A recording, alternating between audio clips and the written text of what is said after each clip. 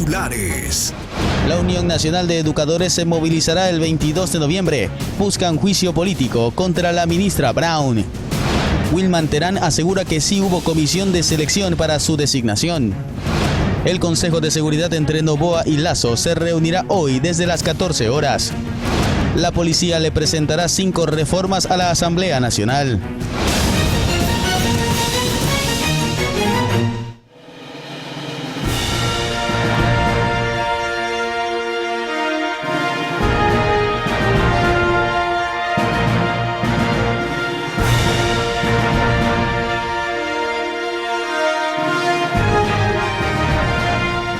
¿Qué tal, amigos televidentes? Bienvenidos a Noticias Soromar en su primera emisión. Luego de que se hiciera pública una denuncia sobre la designación del presidente de la Judicatura, Wilman Terán, el funcionario reaccionó y aseguró que su designación fue legal. Buenos días, Pedro, bienvenido. Hola, ¿qué tal, Katy? En otro tema, el Ministerio de Educación definió el protocolo frente a los escenarios de suicidio y otros riesgos psicosociales en planteles educativos. Aquí iniciamos. Este lunes se llevó a cabo la entrega de credenciales de los asambleístas nacionales de Pichincha y por el exterior. Además, ya se habla de alianzas entre ADN, el Partido Social Cristiano y la Revolución Ciudadana. Durante la posesión de asambleístas nacionales por el exterior y de Pichincha, algunas figuras políticas anunciaron que ADN, Revolución Ciudadana y el Partido Social Cristiano llegaron a un acuerdo. Vamos a respaldar el nombre de Henry Kronfle para que sea el próximo presidente de la Asamblea Nacional, y de lo que tengo entendido serán 2 legisladores de la Revolución Ciudadana quienes también ocupen las dignidades del CAI, la organización del presidente Noboa. Con ADN entonces llegaron al acuerdo para que sea Kronfle el presidente de la Asamblea Nacional. Sí, señor, con ADN, la Revolución Ciudadana y el Partido Social Cristiano. Aunque desde el oficialismo indicaron que hay puntos en los que no están de acuerdo. También hemos dado nuestra postura sobre el juicio de la fiscal, que no será apoyado desde la bancada del oficialismo.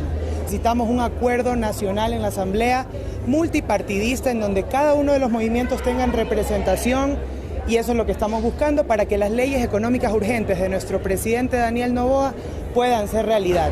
Él ya lo ha mencionado, tenemos 2 leyes económicas urgentes que van a ser inmediatamente ingresadas en la Asamblea, la primera en temas tributarios y la segunda en materia energética. Por su parte, el Partido Sociedad Patriótica también se refirió a la conformación de su bancada. Tenemos 14 firmas que las daremos a conocer al pueblo ecuatoriano.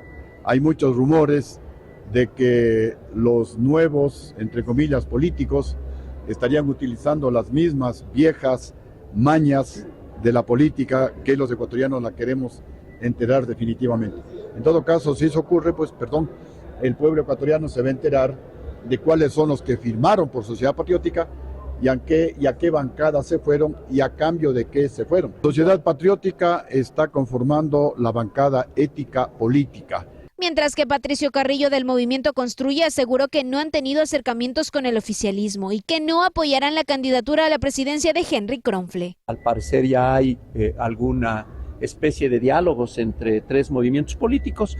Esperamos que sea con transparencia y lo que queremos es que el Ecuador pueda plantear. Nosotros nos ha bloqueado el gobierno nacional, no hemos podido conversar con ningún funcionario y hacemos un llamado público.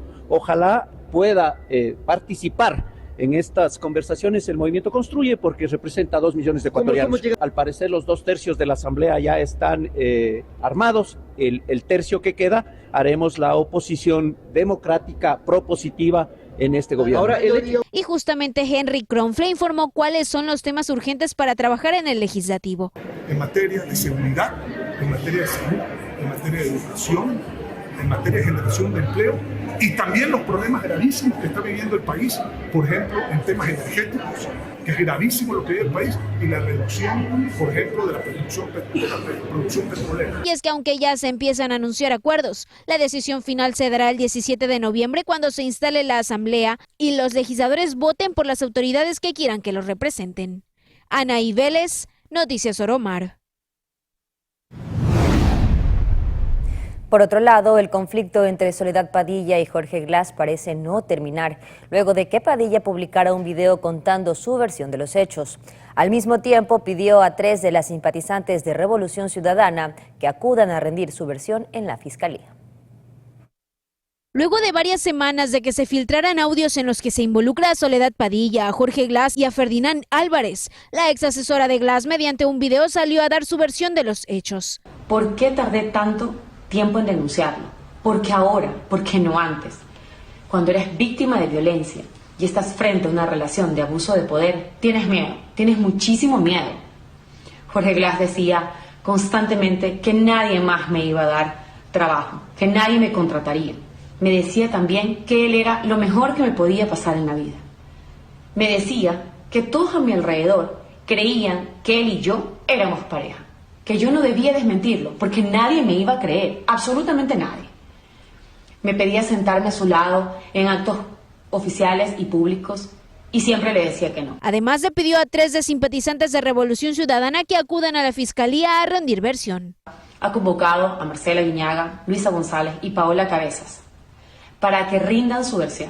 Hoy les pido públicamente y de corazón, como mujer, si su lucha es real, les ruego y asistan y digan la verdad. A ti, Luisa, por todo aquello que conversamos, por la violencia de la que tú has sido víctima en esta organización. Te pido acudas a dar tu versión. Frente a esto, la legisladora Paola Cabezas informó que acudirá a la Fiscalía, mientras que Marcela Guiñaga, mediante su cuenta de X, aseguró que pedirá rendir su versión en Guayaquil. Y es que quien también se refirió al tema fue Ferdinand Álvarez. Estaré apoyándola como su novio. Mi posición de hombre que realmente tiene principios por convicción y no por conveniencia electoral, me hicieron tomar la decisión que tomé. Insisto, la decisión que tomé no fue una decisión porque me voy a otro bloque, me voy a otro movimiento partido, otro partido político, no. La decisión va enfocada a que se rompió un principio básico, fundamental de un ser humano. Y ahí yo no puedo estar. Por eso di un paso al costado y insisto, estaré como independiente, ayudaré y apoyaré a Soledad en todo lo que tenga que ver con su lucha, porque no es una lucha de Soledad, es una lucha de todas las mujeres. Recordemos que por este caso hay 2 denuncias, una en contra de Glass y otra en contra de Soledad. Anaí Vélez, Noticias Soromar.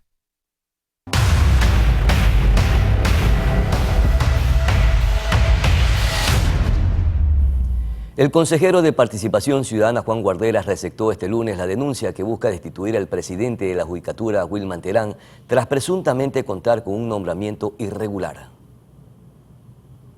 El colectivo Tiempo de Valientes, fundado en memoria del ex candidato presidencial Fernando Villavicencio, entregó esta mañana al vocal Juan Guarderas un documento en donde sustentan la supuesta ilegalidad en la designación de Wilman Terán como presidente de la Judicatura.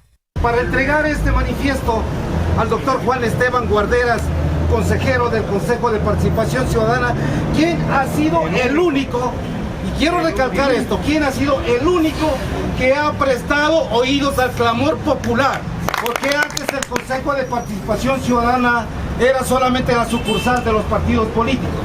Es por tal razón y por tal motivo que digo enfáticamente a los señores del Consejo de Participación Ciudadana y a los señores del Consejo de la Judicatura, de que se saquen la camiseta de su partido político y se pongan únicamente la de los ecuatorianos. Guarderas recibió la documentación citando el artículo 55 de la Ley Orgánica, en donde se detalla que los concursos públicos de méritos y oposición deben efectuarse a través de una comisión ciudadana, a excepción de que la terna haya sido enviada por el Ejecutivo. La terna de donde sale el señor Wilman Terán no vino del presidente, vino de la Corte Nacional. Por tanto, tenía que haber una comisión ciudadana de calificación. No la hubo. Ahora, hay una sentencia que decía que el Consejo tenía que actuar nombrando al Consejo de la Judicatura sin la menor dilación. No quiere decir saltándose por alto los mecanismos y las exigencias legales. Entonces, es que hay una nulidad insubsanable en la designación de Wilman Terán, porque no se podía a dedo decir que él tenía que ser elegido si no había una comisión ciudadana de calificación. Agregó que durante la semana gestionará una denuncia ciudadana en el CPCCS para tomar cartas en el asunto. Posteriormente, se retiró del sitio acompañado de un fuerte resguardo policial. Katia Mero, Noticias Soromar. Por su parte, el presidente del Consejo de la Judicatura, Wilman Terán, desmintió estas declaraciones de Juan Esteban Guarderas, consejero de Participación Ciudadana, y aseguró que sí se conformó una comisión ciudadana de calificación para su nombramiento. Escuchemos. Alguien con casco, con chaleco, ¿a dónde está yendo? Estamos hablando de un instruidismo excesivo, ¿verdad? ¿No? Primera cosa de las imágenes que me ha mostrado. En segundo lugar, no es así. Recomiendo mucho revisar el expediente. Hubo veeduría, hubo una comisión también que siguió todos los pasos y los procedimientos. Recuérdese que por no haber designado a los integrantes de la cuarta terna, el Consejo de Participación Ciudadana de aquel entonces fue removido y dispuso que los que la reemplacen inmediatamente designen a quien deba de ser seleccionado de la cuarta terna. No era ningún apuro, estaba ya dado. Además hay una decisión de la Corte Constitucional que establece el cumplimiento de sentencia. Y el irse en contra de una decisión constitucional para cualquier servidor público, se entiende que por eso es causal de destitución. Y están seguidos los procesos.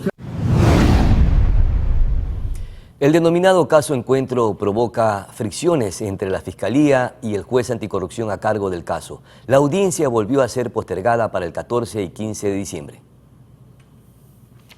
La audiencia de formulación de cargos en el caso Encuentro fue diferida por segunda ocasión. La solicitud fue planteada por los investigados, entre ellos el cuñado del presidente Guillermo Lasso, Danilo Carrera. En primera instancia, el proceso estaba fijado a realizarse el 31 de octubre. No obstante, fue aplazado para el 16 de noviembre. Sin embargo, este lunes 13 de noviembre, mediante un comunicado en sus cuentas oficiales, la Fiscalía General del Estado informó que el juez de la causa fijó para el 14 y 15 de diciembre, entre las 9 de la mañana y las 14 horas, la audiencia para formular cargos a los implicados. La razón, la entidad convocó a una persona más, Gabriel Mazú, para rendir su versión en torno al caso. Recordemos que la polémica se originó tras la filtración de varios audios de supuestas llamadas entre los involucrados en un medio digital. En las grabaciones se habla de una estructura criminal que habría manejado los contratos del sector eléctrico ecuatoriano. 8 personas se encuentran procesadas penalmente por presunta delincuencia organizada en este caso.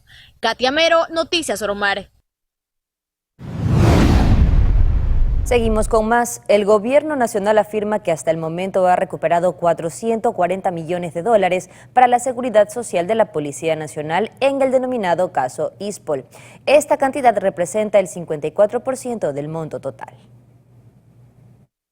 La mañana de este lunes, el Instituto de Seguridad Social de la Policía Nacional instaló una rueda de prensa para brindar detalles sobre las labores de recuperación de recursos del denominado caso ISPOL. Que el día viernes ya se adjudicó a las cuentas del ISPOL un monto de 20.235.625 que fue acreditado por el Citibank de Nueva York, que esto tenía que ver respecto a los pagos de intereses de la operación SWAP, que tiene que ver con este atraco histórico, el atraco del siglo que le hicieron a los recursos de los policías ecuatorianos. Con esto, yo quiero indicarles a ustedes que el monto que se han recuperado hasta el momento son 368 millones del dinero sustraído de las cuentas de la institución. Zapata agradeció al presidente Lasso y al equipo jurídico por la recuperación de los fondos sustraídos. Y estamos a la espera de una resolución de una orden judicial para la acreditación de 72 millones más en el Zafra National Bank.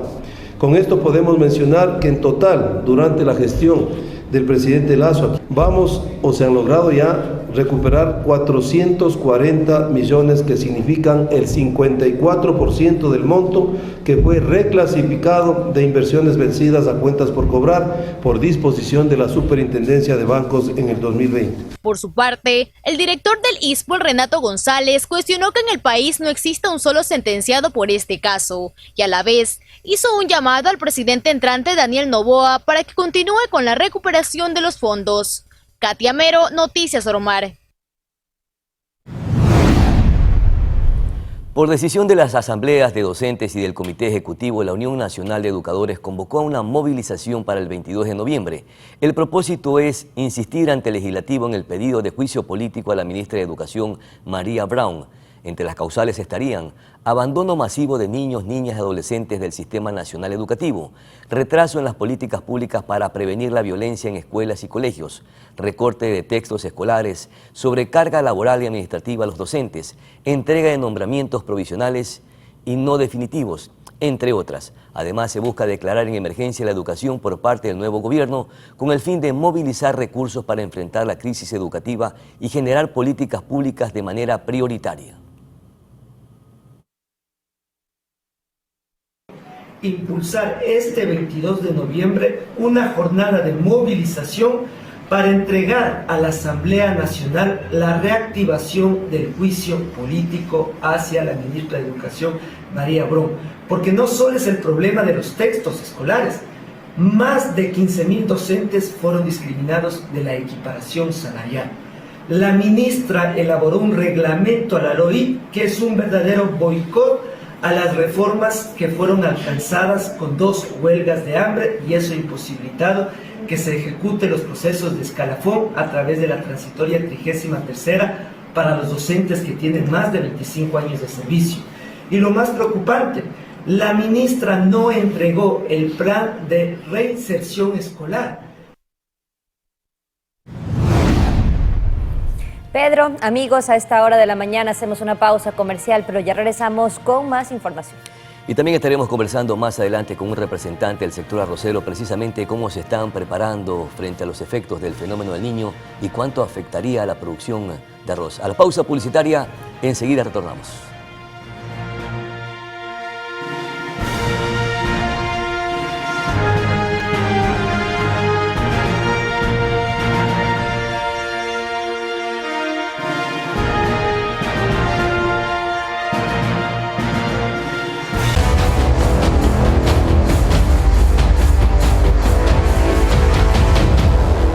Continuamos con más. Les contamos que el salario básico para el 2024 podría ser definido por el gobierno de Daniel Noboa.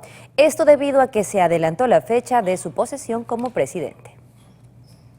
Con el adelanto de la fecha de posesión del presidente electo Daniel Noboa para el 23 de noviembre de 2023, la definición del salario básico unificado para 2024 ya no estaría en manos del gobierno de Guillermo Lasso, por lo cual no podría dejar establecido el incremento de $25 que prometió en campaña. El Consejo Nacional de Trabajo y Salarios es la entidad encargada de analizar y establecer el alza del sueldo. Pero cuando trabajadores y empleadores no logran un acuerdo, el gobierno es quien toma la decisión. En tanto, las partes involucradas ya se han reunido para realizar propuestas. Desde el lado de los trabajadores se esperan que se iguale el sueldo al valor de la canasta vital, que es de $550, mientras que los empleadores se inclinan a mantener los parámetros técnicos basados en la inflación y la productividad. Lo cierto es que las 2 siguientes reuniones del Consejo están previstas para el 17 y el 27 de noviembre. Mientras que el plazo máximo para tomar la decisión es el 30 del mismo mes, fecha en la que Daniel Noboa ya estaría posesionado. Es decir, que si no hay un acuerdo, Noboa será el encargado de definir el nuevo valor de la remuneración básica.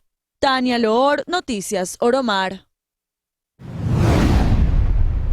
En otro tema, el Consejo de Seguridad Pública del Estado, COSEPE, se reunirá hoy a las 2 de la tarde entre los equipos de seguridad de la administración de Guillermo Lasso y del nuevo gobierno de Daniel Noboa. Durante la reunión se abordarán 3 temas en materia de seguridad: la escalada de violencia en el país, la presencia de grupos de crimen organizado y la situación del sistema carcelario. Además, compras, procesos de adquisición y prioridades que debe tener el gobierno entrante.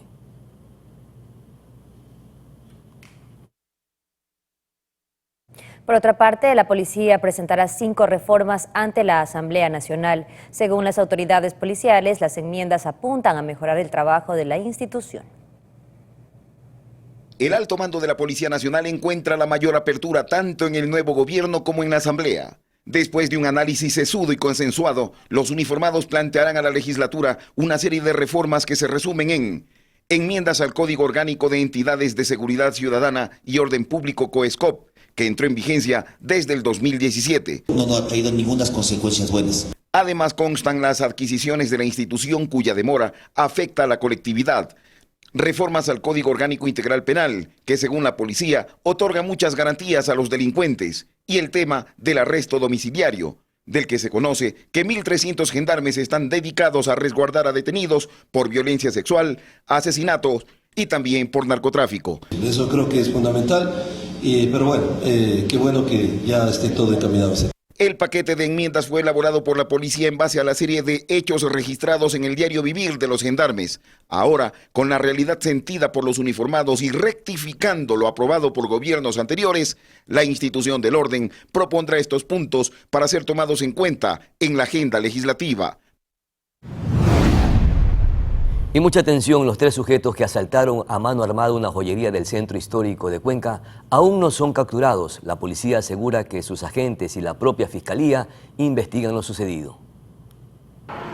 48 horas después del asalto a mano armada en esta joyería por el centro histórico de Cuenca, hay temor entre propietarios y trabajadores de los locales ubicados sobre la calle Gran Colombia, quienes por seguridad prefieren no hablar. Fuera de cámaras manifiestan que personas dedicadas a varios actos ilícitos, como la venta de droga, suelen frecuentar la zona. Problemas, a decir de los vecinos, se agudizan con la poca o nula presencia de la Policía Nacional, Fuerzas Armadas, incluso Guardia Ciudadana. Bueno, decir no existe presencia policial, fíjense, nos hemos encontrado aquí de coincidencia, yo no les he citado a ninguno de ustedes, ni hemos acordado. Dentro de la actividad yo personalmente estoy supervisando todos los puestos, los UPCs. Precisamente ese día sábado estábamos en un recorrido de varios UPCs que están constando en mis informes respectivos. Nosotros tenemos aquí permanentemente en el centro histórico la policía de turismo, tenemos permanentemente el circuito sagrario, San Blas, del personal policial. Es la respuesta a las interrogantes de la prensa local, pues nada se ha dicho de manera oficial sobre las investigaciones tras lo ocurrido el sábado 11 de noviembre, empezando por la captura de los 3 sujetos que sustrajeron joyas de oro. Hasta el momento se desconoce el monto. De igual manera, el eje investigativo lo que hace es hacer una ruta técnica, verificar cámaras y toda la situación para hacer constar en sus partes, de tal manera que eso a su debido momento permita judicializar y poner en conocimiento de la autoridad para que los casos tengan el soporte legal. Y es que ese día, indica Nelson Arroba, comandante de la subzona de policía en Azuay, se levantaron varios indicios. La indagación se encuentra en manos de la Fiscalía. Son casos que se han presentado de conmoción, que causa preocupación a toda la ciudadanía, nos causa preocupación a nosotros. Hasta tanto, por acá se ofrece reforzar la presencia de agentes y patrullajes por la zona, sin olvidar el resto de sectores de la urbe. Imposible poner policías en cada esquina, pero sin embargo hacemos todos los esfuerzos posibles para nosotros estar presentes en todo lado. Como medidas preventivas, señaló el coronel de policía, ante los cuestionamientos de ciudadanos en las últimas horas. Mientras tanto, la Corporación Nacional de Electricidad, mediante un comunicado, dio a conocer que desde este martes 14 al jueves 16 de noviembre no se realizarán desconexiones durante el primer horario programado a partir de las 7 de la mañana. Esto aplica en cada unidad de negocio de esta dependencia. Además, mencionó que estos cambios se deben a las condiciones favorables de los últimos días en los embalses. Les recordamos mantenerse informados por fuentes oficiales y el uso responsable de la energía eléctrica. Amigos, momento de una nueva pausa comercial. Al volver, Pedro y amigos, estaremos conversando sobre la captura de 4 mandos de los remanes de la guerrilla Sendero Luminoso en Perú. Y también estaremos conversando con un representante del sector arrocero precisamente para conocer cuánta afectación recibirá precisamente este sector importante de la producción nacional, el sector arrocero. Ya volvemos.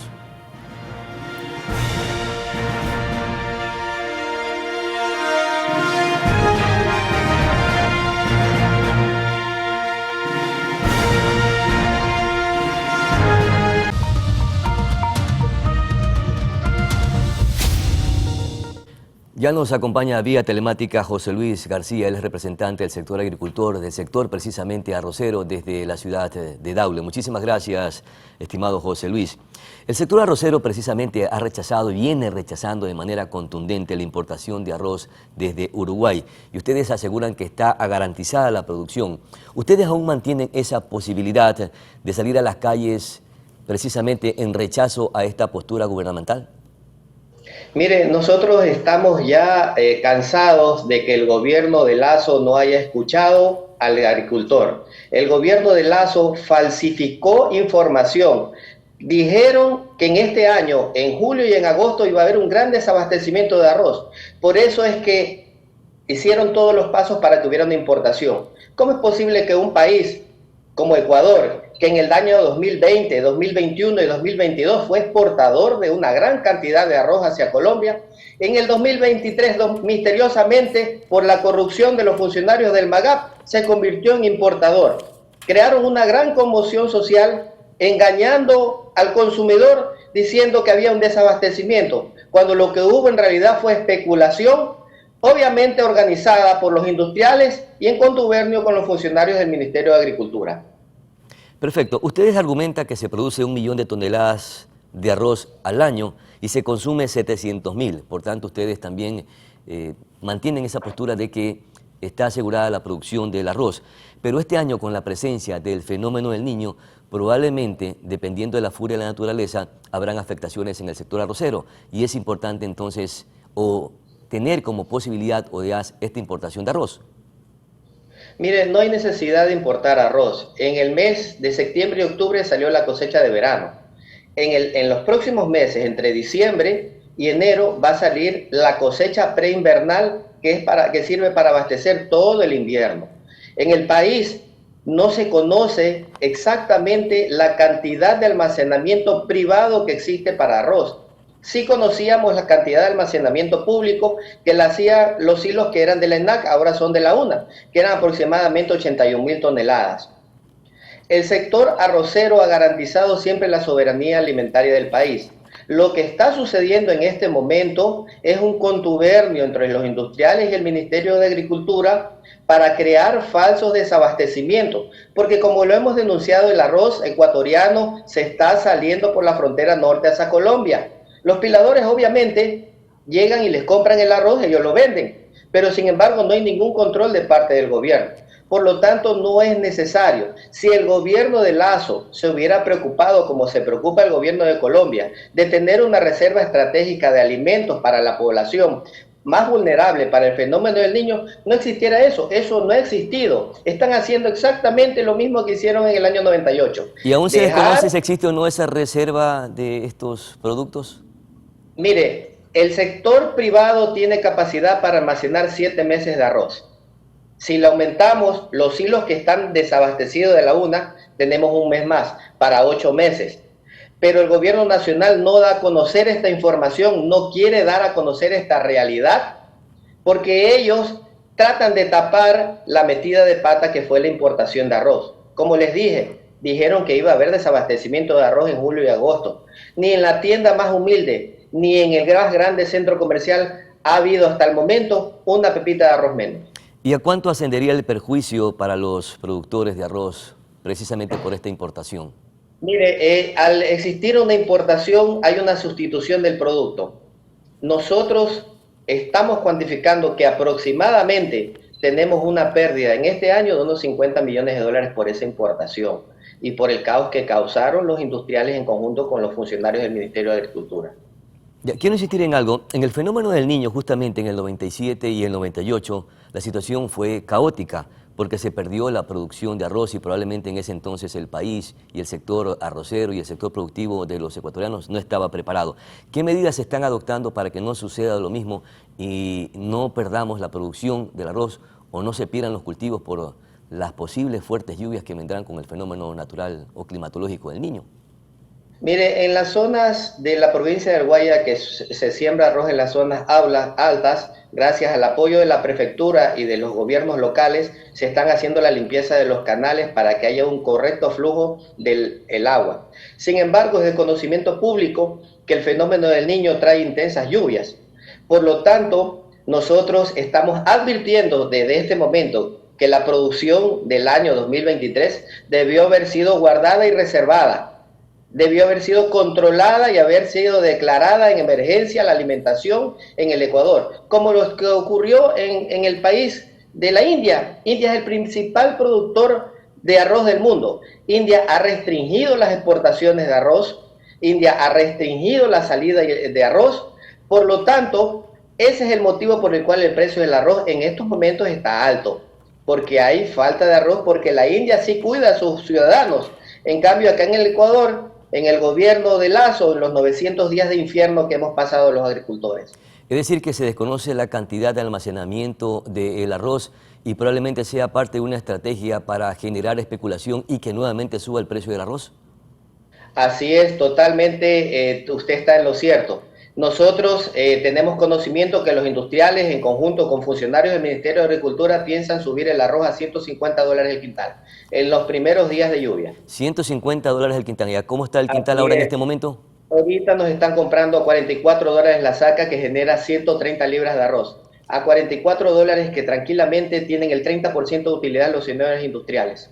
Y eso no sabemos por qué. Y eso fue lo que pasó justamente a mediados de este año cuando hubo escasez de arroz y se subió el precio. Por ejemplo, un saco de 25 libras estaba en 9 y $10 y subió casi a $15. Y se normalizó nuevamente la producción de arroz, sin embargo esos precios quedaron en $15, por ejemplo, un saco de 25 libras. ¿Eso va a suceder con este nuevo fenómeno que intentan provocar a través de esta presunta manipulación o especulación?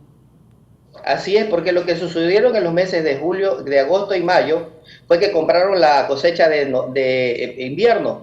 Esa cosecha fue almacenada en los silos porque hay capacidad para almacenamiento privado, y al ser almacenada en los silos comenzó una especulación porque el invierno se prolongó. Supuestamente venía el fenómeno del Niño, pero nunca ha llegado. Entonces hay abastecimiento suficiente. Los señores industriales ya nos quieren aplicar la misma estrategia que aplicaron en 1998. Ahora es la estrategia 2.0 con el gobierno de Guillermo Lazo. Pero nuevamente revisando lo que sucedió en el fenómeno del Niño en 97-98, las provincias de mayor producción de arroz se vieron afectadas, en este caso Guayas, Manabí y Los Ríos. Se prevé que con el fenómeno del Niño 60.000 hectáreas dejarían de sembrar de las 280.000 que tenemos para sembrar estos cultivos de arroz. ¿Cuántas toneladas dejarían de sembrarse o de producirse precisamente por los efectos del fenómeno del Niño? Mire, aproximadamente la cosecha de arroz, la producción de arroz bajaría a la mitad. O sea, estaríamos hablando que el año 2024 produciríamos las 700.000 toneladas que el Ecuador necesita para consumo. Quiero decirle... Eso dependiendo de los cálculos suyos, pero no conocemos cuán fuertes serán los efectos de las lluvias, que pudiera afectar con mucha mayor intensidad los sectores o los cultivos de arroz. Quiero decirle que nosotros tenemos información que hasta el momento el fenómeno del Niño no se va a dar. Lastimosamente, este gobierno está manejado por un secretario de riesgo que no sabe de riesgo nada. Recordarle a usted que desde julio, agosto, septiembre, octubre y ahorita noviembre ha venido el fenómeno del Niño. Ahorita estamos en alerta naranja. Yo quisiera preguntarle a usted si está lloviendo en Manabí o si está lloviendo en el país. Apenas una que otra lluvia. Lo que sí hay en estos momentos es una gran sequía en el oriente, lo que nunca ha existido, producto del cambio climático. Por eso nosotros estamos advirtiéndole al país que en estos momentos el arroz ecuatoriano que se está produciendo no se puede escapar por la frontera norte. Debe ser declarado en emergencia por alimentación y guardarse este arroz para que no exista la especulación que sabemos que se va a dar en el invierno del 2024. Ustedes solicitarán y han dicho que pedirán a la nueva Asamblea Nacional que haga o realice una fiscalización por este proceso de importación. ¿Cuáles serán las posibilidades de esta fiscalización o de esta pretensión? Vamos a reunirnos con los presidentes de la Comisión de Fiscalización, vamos a denunciar con todos los documentos que tenemos la importación de arroz, la manipulación, la conmoción social. Vamos a denunciar también ante la Comisión de Soberanía Alimentaria, ya que no ha habido desabastecimiento de arroz. Y aparte vamos a denunciar los kits que ahorita nos quieren engañar con la entrega de kits, que todos sabemos que el 50% de los kits que se entregan a los agricultores van a parar a manos de las empresas privadas que se encargan de distribuir productos agrícolas. Miren lo que ha pasado con los kits de este año. A las dos empresas que les encargaron para que entregaran los kits, las dos empresas le decían a los agricultores: ¿quieres los kits o quieres que te paguemos el valor del kit? Entonces, Hay una corrupción generalizada en el Ministerio de Agricultura que está haciendo que en el país haya falsos desabastecimientos y que organizan informes que vamos a denunciar, que vamos a ir a la Asamblea, no solamente en la Asamblea, sino que también vamos a ir a la Contraloría para que estos malos funcionarios sean sancionados y obviamente la ley les caiga con todo. Perfecto, muchísimas gracias, José Luis García. Esperemos que estos efectos de frenar estas presuntas especulaciones con la producción y venta del arroz precisamente no sucedan, porque finalmente somos los ecuatorianos que terminamos pagando las facturas de todos estos actos que lamentablemente afectan a la economía y el bolsillo de los ecuatorianos. A nuestra pausa publicitaria, enseguida retornamos.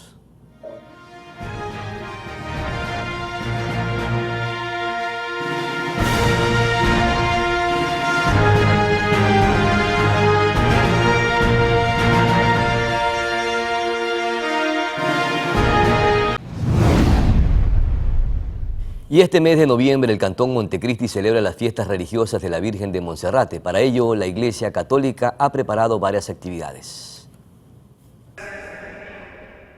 Estudiantes, trabajadores, adultos mayores e incluso personas con discapacidad son parte de los devotos de la Virgen de Monserrate que en ese mes de noviembre llegan hasta la Basílica, ubicadas en las faldas del Cerro de Montecristi, para cumplir con alguna manda religiosa o por devoción. Tengo una hija enferma y me vine yo y me dijo, mamá, si no va hasta mañana. No, yo mi devoción es hoy día. ¿Tiene una mandita hacia la Virgen? Sí, y el sábado viene mi misma familia también.